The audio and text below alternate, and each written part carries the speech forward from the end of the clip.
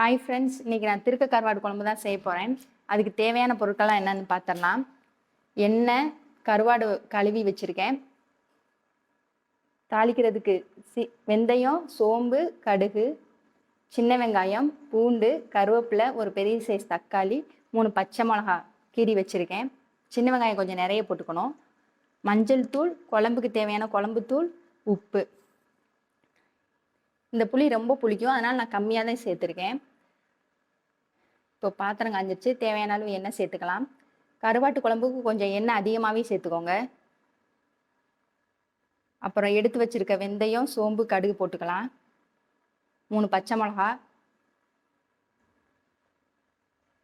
வெட்டி வச்சிருக்க வெங்காயத்தையும் பூண்டையும் போட்டுக்கலாம்.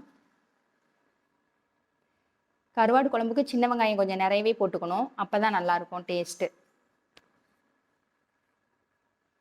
வெங்காயம் வேகமாக வதங்கிறதுக்காக லேசாக உப்பு போட்டுக்கிறேன். கொஞ்சமாக மஞ்சள் தூள் போட்டு நல்லா இப்போ வதக்கிக்கணும், வெங்காயம் கலர் மாறுற வரைக்கும்.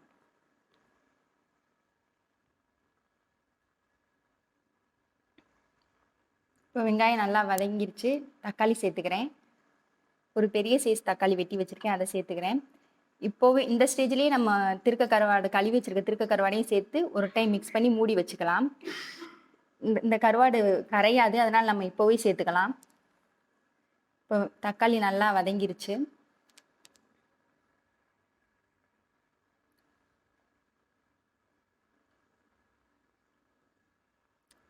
நம்ம குழம்புக்கு தேவையான குழம்பு, நம்ம நார்மலாக சாம்பார் புளி குழம்புக்கெல்லாம் போடுவோம்ல, கத்திரிக்காய் குழம்பு இதுக்கெலாம் அந்த மிளகா பொடி தான் போட்டுக்கலாம். காரத்துக்கு தகுந்த மாதிரி போட்டுக்கிறேன். போட்டு இப்போ நல்லா அது பச்சை வாசனை போகிற வரைக்கும் நல்லா மிக்ஸ் பண்ணிக்கிறேன். இப்போ கரைச்சி வச்சிருக்க புளியை ஊற்றிக்கிட்டு தேவையான அளவு உப்பு போட்டுக்கிறேன். இப்போ இதை மூடி வச்சுட்டு நல்லா ஒரு 10 நிமிஷம் அடுப்பை மீடியம் ஃப்ளேமில் வச்சு கொதிக்க வச்சுக்கிறேன். ஒரு 10 நிமிஷம் வரையும் பாருங்கள். இப்போ அவ்வளோதான், நல்லா கொதிச்சிருச்சு, எண்ணெய்லாம் பிரிஞ்சு வந்து. இப்போ மேலே கருவேப்பிலை போட்டுக்கலாம், எடுத்து வச்சுருக்க கருவேப்பிலையை.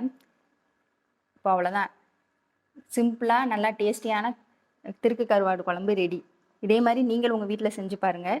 செஞ்சு பார்த்துட்டு எப்படி இருக்குன்னு கமெண்ட்டில் சொல்லுங்கள். உங்கள் கமெண்ட்டுக்கு கண்டிப்பாக நான் ரிப்ளை பண்ணுறேன். இந்த வீடியோ உங்களுக்கு பிடிச்சிருந்தா லைக் பண்ணுங்கள், ஷேர் பண்ணுங்கள், கமெண்ட் பண்ணுங்கள். மறக்காமல் நம்ம RSM ஸ்க்ரீன் சேனலை சப்ஸ்கிரைப் பண்ணுங்கள். தேங்க்யூ.